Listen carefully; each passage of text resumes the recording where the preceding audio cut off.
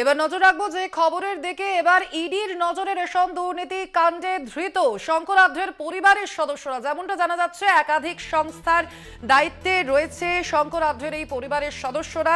শীঘ্রই ইডি দফতরে ডাকা হতে পারে তার পরিবারের সদস্যদের।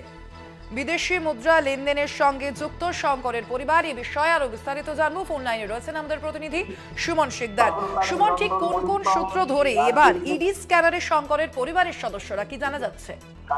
একদম দেখো, এই বনগাঁর প্রাক্তন পুরপ্রধান শঙ্করাধ্যকে যখন ইডি গ্রেপ্তার করে, তারপরেই কিন্তু ইডির তরফ থেকে তাকে আদালতে পেশ করা হয়।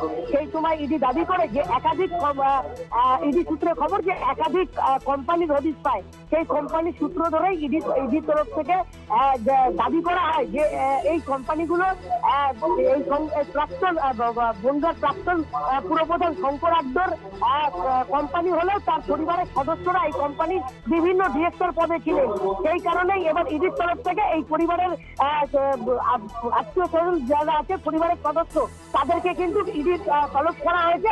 মূলত বেশ কিছু নথি তাদেরকে সঙ্গে করে নিয়ে আনতে বলা হয়েছে, এমনটাই ইডি সূত্রে খবর। তাদের ঠিক কবে তলব করা হয়েছে সুমন? একদম দেখো, ইডি সূত্রে খবর যে চলতি সপ্তাহে তাদেরকে তলব করা হয়েছে। মূলত এই যে সংস্থাগুলো, সেই সব সংস্থার কারা ডিরেক্টর পদে ছিলেন বা তাদেরকে ডিরেক্টর পদে কি কি কাজ করতে হতো, কি কি সেই সব বিষয় যেমন খতিয়ে দেখবে। বেশ কিছু নথি, ব্যাংক ডিটেলস সহ এইসব নথি নিয়ে কিন্তু তাদেরকে এই সল্টলেক পুজো কমপ্লেক্স ইডি দপ্তর, সেই দপ্তরে আসার তলব করা হয়েছে। একেবারেই সুমন, অর্থাৎ শঙ্করের সংস্থায় একাধিক দায়িত্বে রয়েছেন তার পরিবারের সদস্যরা, সেই কারণেই এবার ইডির স্ক্যানারে তার পরিবারের সদস্যরা। ধন্যবাদ তোমাকে সুমন। রেশন দুর্নীতিতে ইডির নজরে এবার ধৃত শঙ্করাধ্যের পরিবার।